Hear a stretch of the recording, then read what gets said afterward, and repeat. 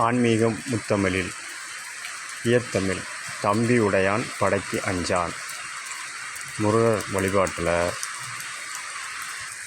சூரனை வதம் பண்ண அவர்கள் தம்பி கஜமுகன், சிங்கமகாசுரன், அஜமுகிங்கிற சகோதரர்கள் இருந்தாங்க. இந்த அடிப்படையில் அவங்க துணிஞ்சு சண்டைக்கு சூரன் முருகனை அழைச்சான். இதை இயற்தமிழில் தம்பி உடையான் படைக்கு அஞ்சான் என்பாங்க. ராமாயணத்துலேயும் விபீஷணன், கும்பகர்ணன் இருக்கிற மன தைரியத்தில் ராமன்கிட்ட சண்டைக்கு போனான். இதுவும் தம்பி உடையான் படைக்கு அஞ்சான்.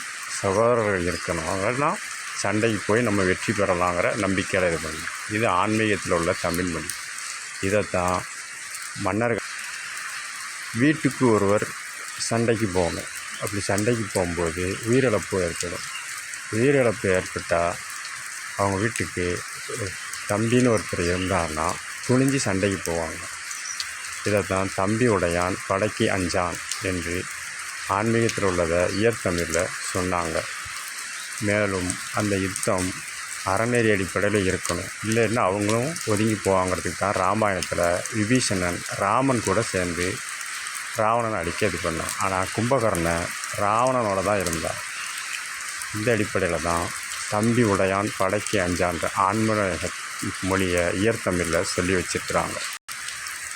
சிவபக்தர் திருநீலகண்டரிடம் சிவபெருமான் அவர் இல்லற வாழ்க்கையை சிறப்பதற்காக குயவர் தொழில் செய்யும், அதாவது மண்பாண்டம் செய்யும் தொழிலை செஞ்சவர்கிட்ட சேர்த்து வைக்கிறதுக்காக அவர் தொழில் அடிப்படையில் அவர் கேட்ட கேள்வி, முன்ன பின்ன செத்தா சுடுகாடு போகிற பாதை தெரியும் அப்படின்னு சிவபெருமான் திருநீலகண்டருக்கு கேட்டார்.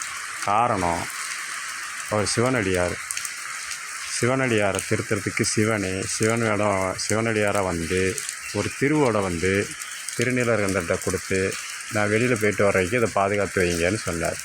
சிறிது நேரம் கழித்து அந்த ஓட்டை காணாமல் செஞ்சிட்டார் சிவபெருமான். திரும்ப கொஞ்சம் நேரம் கழித்து சிவபெருமான் திருநீலகண்டர்கிட்ட வந்து, நான் கொடுத்த திருவோட்டத்தா அப்படின்னு கேட்டாச்சு. அவர் தேடி பார்க்கும்போது திருவோடு இல்லை. அப்போந்தான், நீ வாக்கு தவறி விட்ட, முன்ன பின்ன செத்தா தானே உனக்கு சுடுகாடு போகிற பாதை தெரியும்பார். இது மேலோட்டமாக பார்த்தா தெரியாது. இது மண்பாண்டம் செய்ய தொழிலாளர்களாக சிவபெருமான் சொன்னது.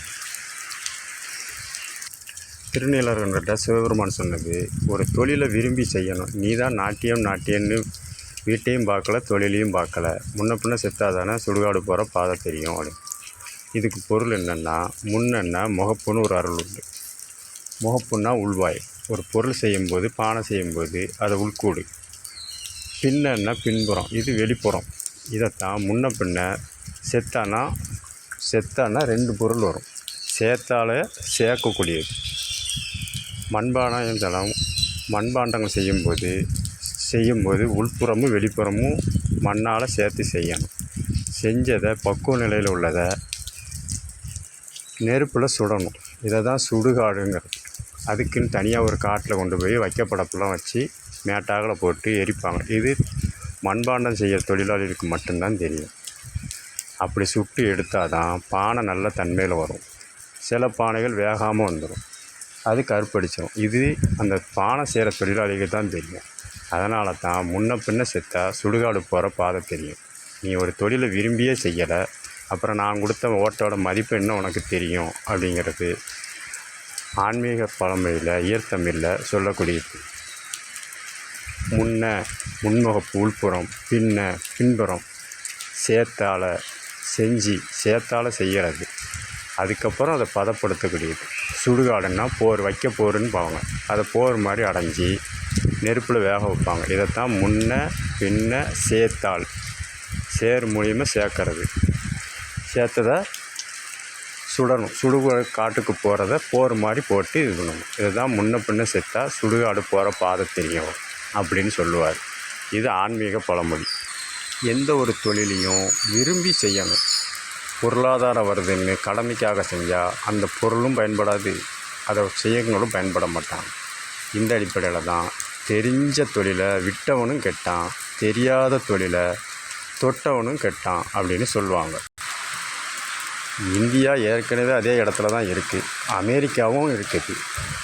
ஆனால் கொலம்பஸும் வாஸ்கோட காமாவும் அவரவர்கள் வியாபார ரீதியாக கடல் பயணம் போகும்போது வாஸ்கோட காமா இந்தியாவை கண்டுபிடிச்சார், இருக்குன்னு சொன்னார். கொலம்பஸ் அமெரிக்கா இருக்குன்னு கண்டுபிடிச்சார். இது பொருள். ஆனால் இன்னும் நம்ம என்ன சொல்லிகிட்ருக்கோம், மனப்பாடம் தான் பண்ணிகிட்ருக்கோம்.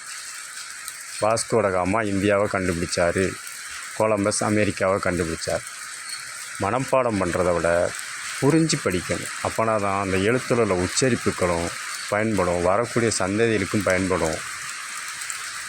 இது தெரியாமல் வாஸ்கோட காமா இந்தியாவை கண்டுபிடிச்சார், கொலம்பஸ் அமெரிக்காவை கண்டுபிடிச்சார்னு இன்னும் நம்ம சிறு பிள்ளைகிட்ட மனப்பாடம் தான் பண்ண சொல்கிறோம் ஒழிய அதோட உள்ள அர்த்தத்தை புரிஞ்சு படிக்க சொல்கிறது கிடையாது.